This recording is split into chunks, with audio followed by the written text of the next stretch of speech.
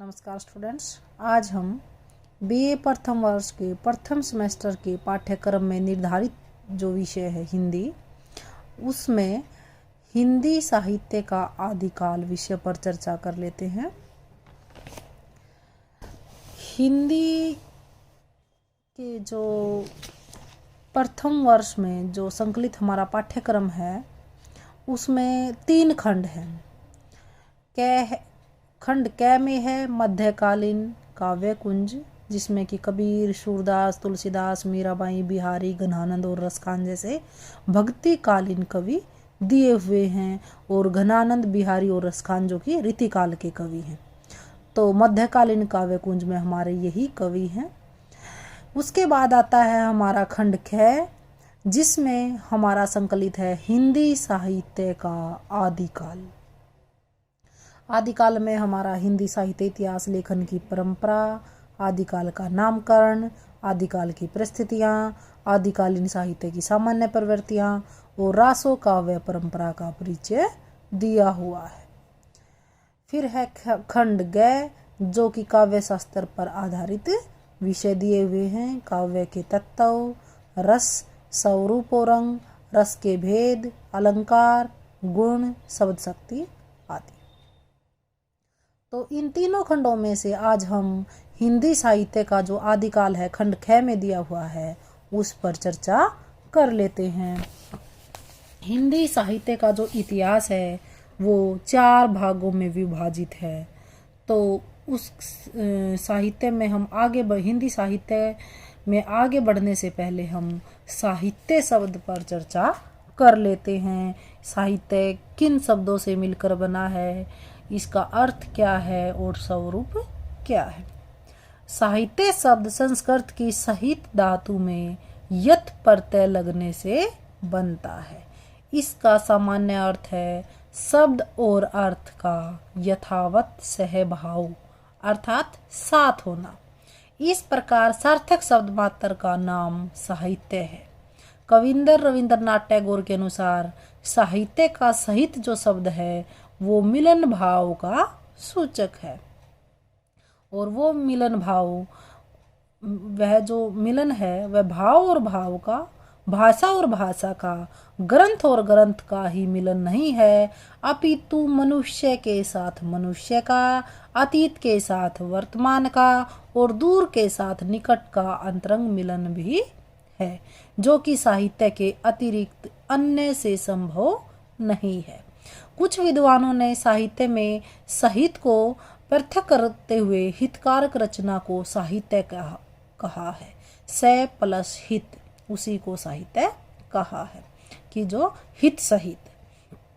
मुंशी प्रेमचंद ने जीवन की आलोचना को साहित्य कहा है।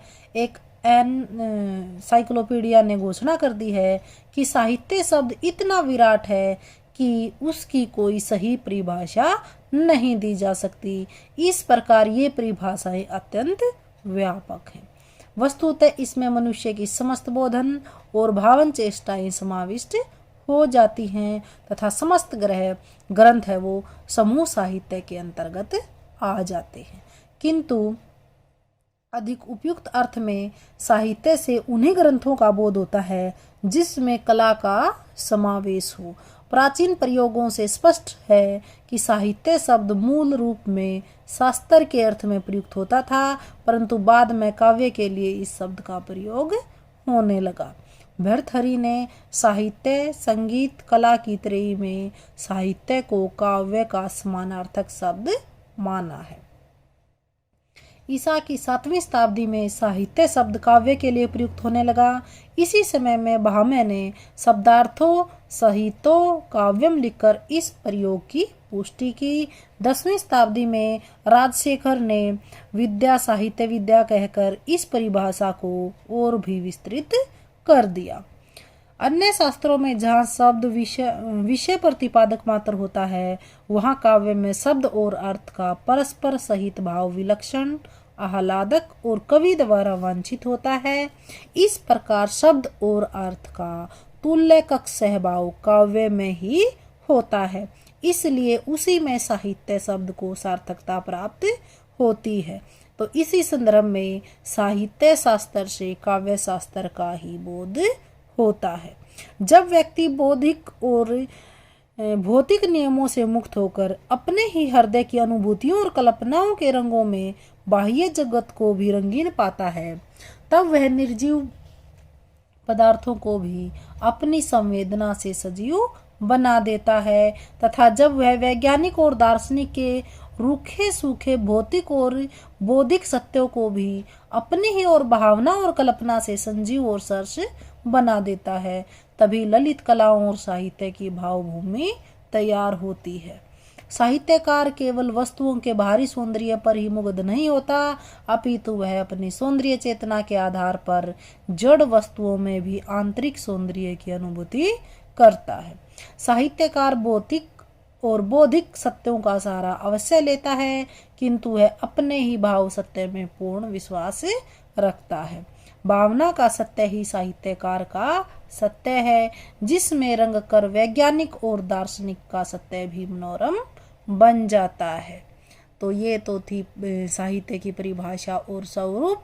और अब हम करेंगे हिंदी साहित्य में इतिहास लेखन की परंपरा। हिंदी साहित्य के इतिहास लेखन का जो वास्तविक सूत्रपात है वो 19वीं शताब्दी से माना जाता है। यद्यपि मध्यकाल में रचित वार्ता साहित्य, 84 वैष्णव की वार्ता, 252 वैष्णव की वार्ता, भगतमाल आदि में अनेक कवियों के व्यक्तित्व और कृतित्व का परिचय मिल जाता है, किंतु इतिहास लेखन के लिए जो कालक्रमानुसार वर्णन मिलता है उसका नितांत अभाव इन वार्ता ग्रंथों में है। अतः इन्हें साहित्य का इतिहास ग्रंथ नहीं माना जा सकता। हिंदी साहित्य के इतिहास लेखकों में जो उल्लेखनीय हैं उनका संक्षिप्त परिचय नीचे दिया हुआ है। वो है नंबर 1 गारशद तासी। गारशद तासी हिंदी साहित्य ने गारशद तासी नामक व्यक्ति ने हिंदी साहित्य लेखन की जो परंपरा का सूत्रपात किया वह किसी एक हिंदी लेखक द्वारा न होकर एक फ्रेंच विद्वान द्वारा किया गया, जो कि थे गारशद तासी। उन्होंने जो इतिहास लिखा उसका नाम था इस्तवार दे ला लिटरेतुर एंदुई हिंदुस्तानी। इस ग्रंथ की रचना उन्होंने 2 भागों में की। प्रथम भाग का प्रकाशन था वो 1839 में और द्वितीय भाग का प्रकाशन हुआ 1847 में। गारशद तासी के बाद जो इतिहास लिखा गया वो लिखा था शिव सिंह सेंगर ने और उसका नाम था शिव सिंह सरोज, जिसकी रचना 1883 ईस्वी में की गई। इसमें लगभग 1000 छोटे बड़े कवियों का जीवन चरित्र और उनकी साहित्यिक कृतियां एवं कविता के उदाहरण दिए गए हैं। लेकिन ये जो साहित्य का इतिहास लिखा गया ये किसी हिंदी लेखक द्वारा लिखा गया था। जो गारशद तासी इतिहास लिखा था वो फ्रेंच विद्वान था और उसने फ्रेंच में ही लिखा था, लेकिन शिव सिंह सेंगर सरोज ने हिंदी का विद्वान था और हिंदी में ही ये इतिहास लिखा था। तीसरे नंबर का जो इतिहास लिखा वो था सर जॉर्ज ग्रियर्सन ने the modern vernacular literature of Hindustan, जो कि सन 1888 ईस्वी में एशियाटिक सोसाइटी ऑफ बंगाल की पत्रिका के विशेषांक के रूप में जिसका प्रकाशन किया गया। अनेक विद्वानों ने, जिसमें डॉक्टर किशोरीलाल गुप्त प्रमुख हैं, इस ग्रंथ को ही सही अर्थों में हिंदी साहित्य का प्रथम इतिहास मानते हैं। इस इतिहास ग्रंथ में पहली बार कवियों और लेखकों को कालक्रम से वर्गीकृत किया गया, साथ ही उनकी प्रवृत्तियों पर भी प्रकाश डाला गया। ग्रियर्सन ने एक सुस्पष्ट भाषा नीति का आधार ग्रहण करते हुए इस ग्रंथ में केवल हिंदी कवियों को ही स्थान दिया गया, लेकिन ये किसी अंग्रेज लेखक द्वारा लिखा और अंग्रेजी में लिखा इतिहास था। इसके बाद जो इतिहास आता है वो है मिस्र बंधु विनोद, जो कि मिस्र बंधुओं ने लिखा था। इसकी रचना 4 भागों में की गई। इसमें प्रथम 3 भाग सन 1913 ईस्वी में प्रकाशित हुए और चौथा भाग जो कि सन 1914 ईस्वी में। मिस्र बंधु विनोद एक विशालकाय ग्रंथ है जिसमें लगभग 5000 कवियों के संबंध में विवरण दिया गया है। नेक्स्ट है वो है आचार्य रामचंद्र शुक्ल जी का हिंदी साहित्य का इतिहास। हिंदी साहित्य के इतिहासकारों में जो पंडित रामचंद्र शुक्ल जी हैं उनका नाम सर्वोपरि है और उन्होंने जो यह इतिहास लिखा वो एक हिंदी शब्द सागर की भूमिका के रूप में लिखा था, लेकिन बाद में इसे एक स्वतंत्र पुस्तक का रूप दे दिया गया। आचार्य शुक्ल ने साहित्य के इतिहास के प्रति एक निश्चित और सुस्पष्ट दृष्टिकोण का परिचय देते हुए यह सिद्धांत स्थापित किया, जो कि साहित्य की परिभाषा भी है, कि प्रत्येक देश का साहित्य वहाँ की जनता की चित्तवृत्ति का संचित प्रतिबिंब होता है। जनता की चित्तवृत्ति के परिवर्तन के साथ साथ साहित्य के स्वरूप में भी परिवर्तन होता चला जाता है। आदि से अंत तक इन्हीं चित्तवृत्तियों की परंपरा को परखते हुए साहित्य परंपरा के साथ उनका सामंजस्य दिखाना ही साहित्य का इतिहास कहलाता है।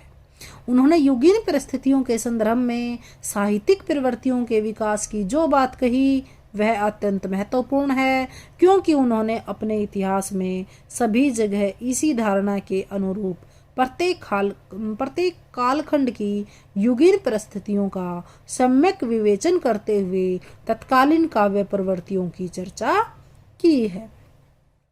शुक्ल जी का जो दूसरा महत्वपूर्ण योगदान रहा है वो है काल विभाजन के संबंध में। मिस्र बंधुओं ने तथा ग्रियर्सन ने यद्यपि इस प्रकार के प्रयास किए थे, परंतु वो प्रयास है वो अधिक सफल नहीं हुए। शुक्ल जी ने मिस्र बंधुओं के काल विभाजन पर टिप्पणी करते हुए लिखा है कि सारे रचना काल को केवल आदि, मध्य, पूर्व, उत्तर इत्यादि खंडों में आंखें मूंद कर बांट देना और यह भी न देखना कि किस खंड के भीतर क्या आता है क्या नहीं, किसी व्यर्थ संग्रह को इतिहास नहीं बना सकती। उन्होंने हिंदी साहित्य के 900 वर्षों के इतिहास को 4 कालों में विभक्त कर नया नामकरण भी दिया। आदिकाल को उन्होंने नाम दिया वीर गाथा काल, जिसकी समय सीमा है संवत 1050 से लेकर 1375 विक्रमी संवत तक। दूसरा है पूर्व मध्य काल, उसको इन्होंने नाम दिया भक्ति काल, जिसकी समय सीमा है संवत 1375 से लेकर संवत 1700 विक्रमी संवत तक। नेक्स्ट है उत्तर मध्य काल, जो कि रामचंद्र शुक्ल जी ने नाम दिया है रीतिकाल और जिसकी समय सीमा है संवत 1700 से लेकर 1900 विक्रमी तक। नेक्स्ट है आधुनिक काल, जिसको नाम दिया गया गद्य काल और जिसकी समय सीमा है संवत 1900 से लेकर 1984 विक्रमी तक। उनके इस काल विभाजन का एक सुस्पष्ट आधार भी है। जिस कालखंड के भीतर किसी विशेष ढंग की रचनाओं की प्रचुरता दिखाई पड़ी है वह एक अलग काल माना गया है और उसका नामकरण उन्हीं रचनाओं के स्वरूप के अनुसार किया गया है। काल की प्रवृत्ति का निर्धारण करने के लिए उन्होंने प्रसिद्ध ग्रंथों का आधार ही ग्रहण किया है। आचार्य शुक्ल ने भक्ति काल को निर्गुण और सगुण धाराओं में विभक्त कर उन्हें दो उप विभागों ज्ञानाश्री, प्रेमाश्री, राम भक्ति और कृष्ण भक्ति शाखा में वर्गीकृत किया है। इसी तरह से रीतिकालीन कवियों के वर्गीकरण में भी उन्होंने अपनी प्रतिभा का परिचय देते हुए रीतिबद्ध, रीति सिद्ध और रीति मुक्त कवियों को स्थान दिया है। रीतिकालीन कवियों के आचार्यता पर भी उन्होंने सूक्ष्मता से विचार करके अपने निष्कर्ष दिए हैं। हिंदी साहित्य के इतिहास की यह रचना शुक्ल जी ने उस समय की थी जब हिंदी में अनुसंधान और आलोचना का श्री गणेश ही हुआ था। उस समय तक अनेक विवादास्पद प्रश्न अनसुलझे हुए थे तथा हिंदी की बहुत सारी अप्रमाणिक सामग्री भी प्रमाणिक मानी गई थी। शुक्ल जी ने अपने व्यापक दृष्टिकोण, वैज्ञानिक विवेचन पद्धति एवं सूक्ष्म विश्लेषण पद्धति के बल पर जो निष्कर्ष दिए हैं उन पर आज भी प्रश्न चिन्ह लगाना असंभव है। वस्तुतः शुक्ल जी ने हिंदी साहित्य के इतिहास की रचना करके एक मानदंड प्रस्तुत किया। उन्होंने जो प्रवृत्ति मूलक इतिहास प्रस्तुत किया उसमें कवियों के जीवन परिचय को उतना महत्व नहीं दिया जितना उनकी रचनाओं के मूल्यांकन को। यही नहीं, उन्होंने कवियों के साहित्यिक महत्व को पहचानने के उपरांत ही उन्हें इतिहास में स्थान दिया। इसलिए संभव हो सका कि मिस्र बंधुओं के 5000 कवियों की तुलना में केवल 1000 कवियों तक ही वो सीमित रह गए। आचार्य शुक्ल बहुत ही अधिक प्रतिभा के धनी थे। उनमें प्रौढ़ विवेचना शक्ति और वैज्ञानिक दृष्टि थी। इसलिए वे एक ऐसे इतिहास ग्रंथ की रचना कर सके जो अपने क्षेत्र में मील का पत्थर सिद्ध हुआ है। आज शुक्ल जी के कहे हुए एक एक वाक्य को आधार बनाकर शोध कार्य किए जा रहे हैं और उनकी प्रत्येक पंक्ति का मूल्यांकन करने का प्रयास किया जा रहा है। परवर्ती इतिहास लेखकों की कृतियों का मूल आधार शुक्ल जी का ही इतिहास बनता जा रहा है तथा इन कृतियों का मूल्यांकन भी शुक्ल जी के इतिहास को मापदंड बनाकर किया जाता है। एक इतिहास लेखक के रूप में शुक्ल जी निर्विवाद रूप से सर्वोपरि हैं, किंतु कहीं कहीं उनका आलोचक रूप भी प्रखर हो जाता है, तो ऐसे स्थलों पर वे तटस्थ नहीं रह पाए। उदाहरण के लिए तुलसी के प्रति उनका मोह कबीर के प्रति अन्याय करवा गया है। सन 1929 ईस्वी में लिखा गया था यह इतिहास। तब से लेकर अब तक एक लंबा अंतराल व्यतीत हो चुका है और इस दीर्घ अवधि में हिंदी में पर्याप्त अनुसंधान हुए हैं। इनसे प्राप्त निष्कर्षों का समावेश भी यदि इस ग्रंथ में कर दिया जाए तो यह और अधिक उपयोगी सिद्ध होगा। नेक्स्ट है डॉक्टर रामकुमार वर्मा का हिंदी साहित्य का आलोचनात्मक इतिहास। डॉक्टर रामकुमार वर्मा हिंदी जगत में एक नाटककार एवं एकांकीकार के रूप में अधिक प्रसिद्ध रहे हैं। यद्यपि उन्होंने हिंदी साहित्य के इतिहास को 2 भागों में विभाजित करने की योजना को क्रियान्वित करने का भी प्रयास किया। इनमें से एक भाग है हिंदी साहित्य का आलोचनात्मक इतिहास, जो कि सन 1938 ईस्वी में प्रकाशित हुआ, जिसमें 693 ईस्वी से 1693 ईस्वी तक के कालखंड को विवेचित किया गया। वर्मा जी के इतिहास लेखन का प्रमुख आधार शुक्ल जी का ही इतिहास रहा है, जिसमें कहीं कहीं थोड़ा बहुत मतांतर भी है।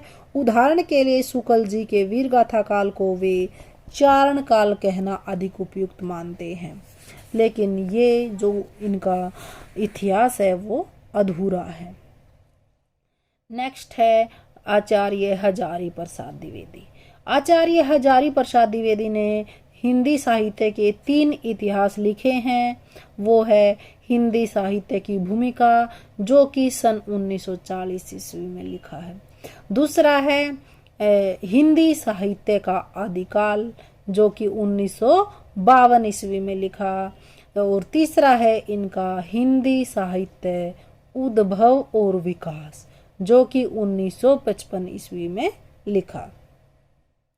आचार्य द्विवेदी द्वारा रचित हिंदी साहित्य की भूमिका यद्यपि पद्धति की दृष्टि से इतिहास ग्रंथ नहीं है, परंतु उसमें दिए गए स्वतंत्र लेख हिंदी साहित्य के इतिहास लेखन हेतु नई सामग्री और नई व्याख्या प्रस्तुत करते हैं।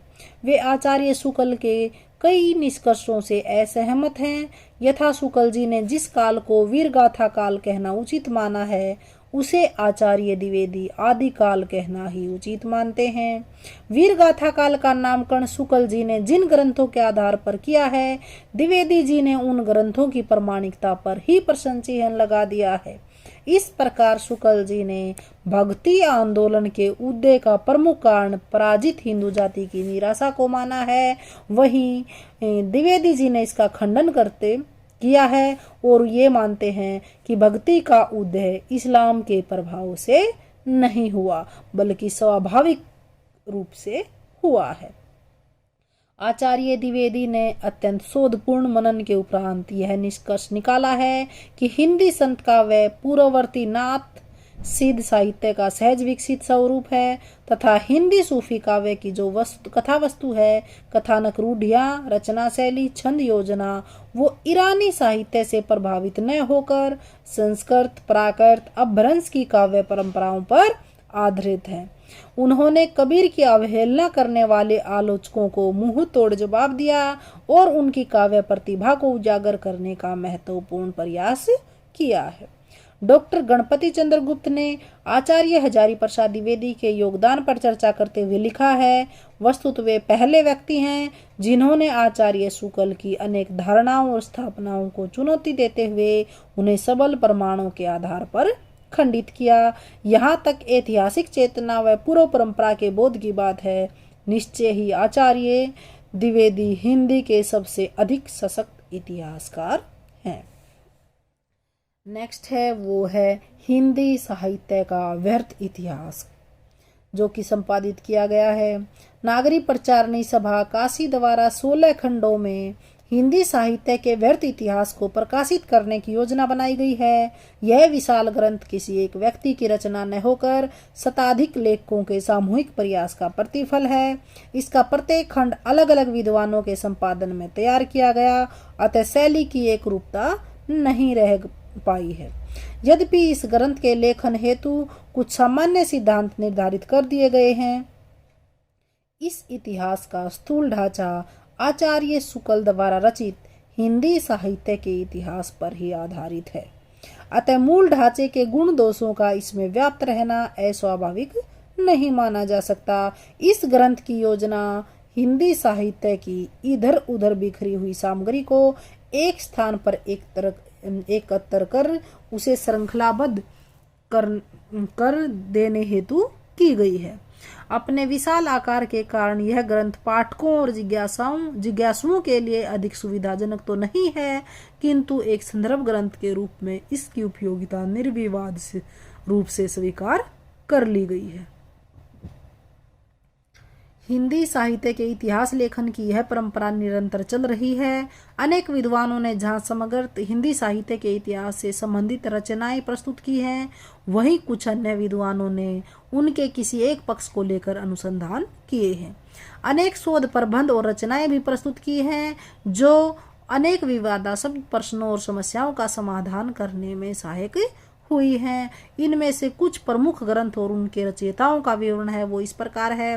हिंदी साहित्य डॉक्टर धीरेन्द्र वर्मा, हिंदी काव्य शास्त्र का इतिहास डॉक्टर भगीरथ मिश्र, राजस्थानी साहित्य की रूपरेखा मोतीलाल मोनारिया, हिंदी वीर काव्य डॉक्टर टीकम सिंह तोमर, रीति काव्य की भूमिका जो कि बहुत ही इम्पोर्टेंट है वो है डॉक्टर नगेंद्र, आधुनिक हिंदी साहित्य डॉक्टर लक्ष्मी सागर वार्ष्णेय, आधुनिक हिंदी साहित्य का विकास डॉक्टर श्री कृष्ण लाल, साहित्य का इतिहास दर्शन डॉक्टर नलिन विलोचन शर्मा, खड़ी बोली हिंदी साहित्य का इतिहास ब्रजरतन दास, चैतन्य संप्रदाय और उसका साहित्य प्रभुदयाल मित्तल।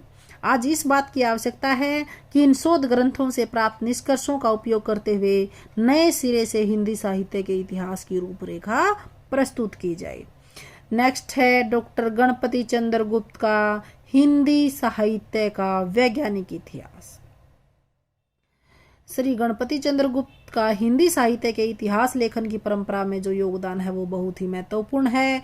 इन्होंने ये हिंदी साहित्य का जो वैज्ञानिक इतिहास लिखकर एक अभाव की पूर्ति की है। इस ग्रंथ में साहित्य इतिहास के विकासवादी सिद्धांतों की प्रतिष्ठा करते हुए उसके आलोक में हिंदी साहित्य की नूतन व्याख्या प्रस्तुत की गई है। लेखक के अनुसार विगत 30-35 वर्षों में हिंदी साहित्य के क्षेत्र में पर्याप्त अनुसंधान कार्य हुआ, जिसमें बहुत सी ऐसी नई सामग्री, नए तथ्य और नए निष्कर्ष प्रकाश में आए जो आचार्य शुक्ल के वर्गीकरण, विश्लेषण आदि के सर्वथा प्रतिकूल पड़ते हैं। आवश्यकता इस बात की है कि इन शोध निष्कर्षों के अनुरूप हम इतिहास को नवीन रूप में प्रस्तुत करें और पुरानी मान्यताओं से चिपके न रहें। डॉक्टर गणपति चंद्र गुप्त ने इसी पद्धति का अनुसरण करते हुए शुक्ल जी के काल विभाजन को स्वीकार नहीं किया तथा हिंदी साहित्य के इतिहास को 3 कालखंडों प्रारंभिक काल, मध्यकाल और आधुनिक काल में विभक्त किया। प्रारंभिक काल एवं मध्यकाल के अंतर्गत वे तीन तीन प्रकार के काव्यों की रचना को स्वीकार करते हैं। नंबर 1 धर्माश्रित काव्य, 2 लोकाश्रित काव्य, 3 राज्याश्रित काव्य।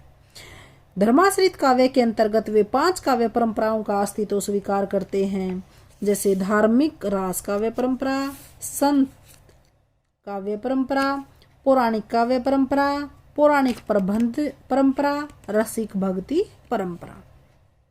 राज्याश्रित काव्य के अंतर्गत वे 5 काव्य परंपराओं का स्वीकार करते हैं, मैथिली गीति परंपरा, ऐतिहासिक रास परंपरा, ऐतिहासिक चरित काव्य परंपरा, ऐतिहासिक मुक्तक परंपरा, शास्त्रीय मुक्तक परंपरा। लोकाश्रित काव्य के अंतर्गत वे केवल 2 काव्य परंपराओं का अस्तित्व स्वीकार करते हैं, रोमांसिक कथा काव्य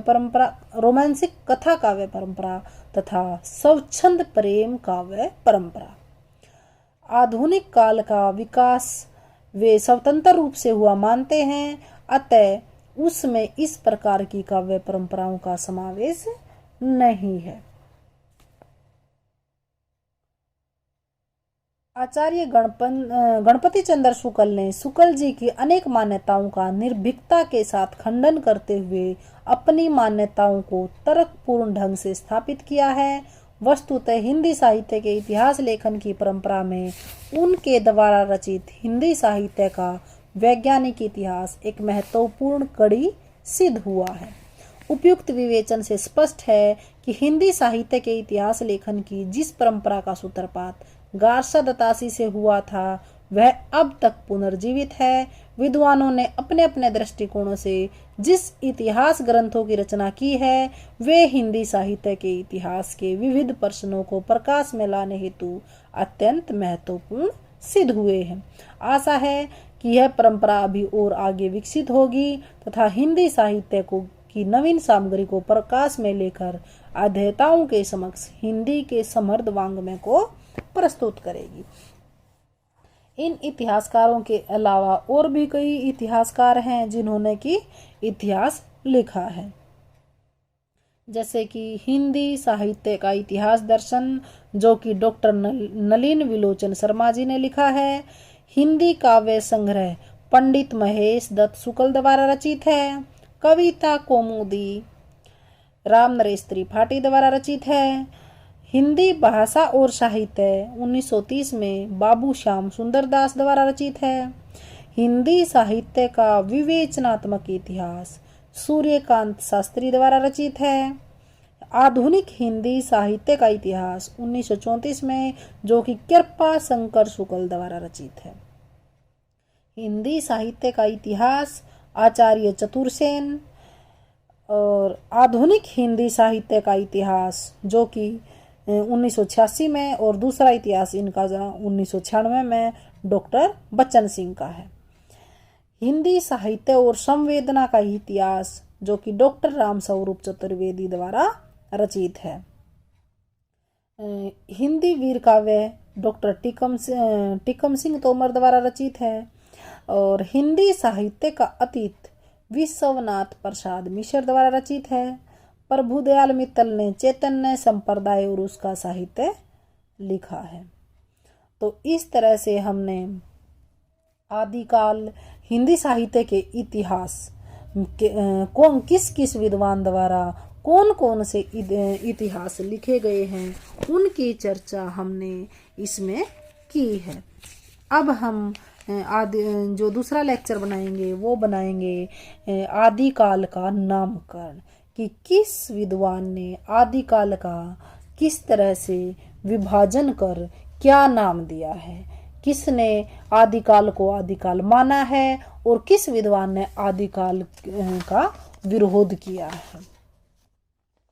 तो आज हमने जो हिंदी साहित्य के इतिहास की जो लेखन परंपरा है उस पर बड़ी अच्छी चर्चा की है और बिल्कुल उदाहरण के सहित हमने ये बताया है। तो आप सब बहुत मतलब अलग अलग तरीके से इसको के जो हिंदी साहित्य के इतिहास हैं वो अलग अलग करके इनके पहले नाम याद करना है, और फिर जैसे कि हमने बताया है हिंदी साहित्य का इतिहास जो कि आचार्य रामचंद्र शुक्ल द्वारा रचित है, उसके बारे में पूरी डिटेल से बताया है, क्योंकि वो बहुत ही ज़्यादा महत्वपूर्ण है। आजकल जो क्वेश्चन आते हैं वो उसी के ऊपर बेस्ड होते हैं। तो आज के लिए इतना ही काफ़ी। फिर मिलते हैं। धन्यवाद।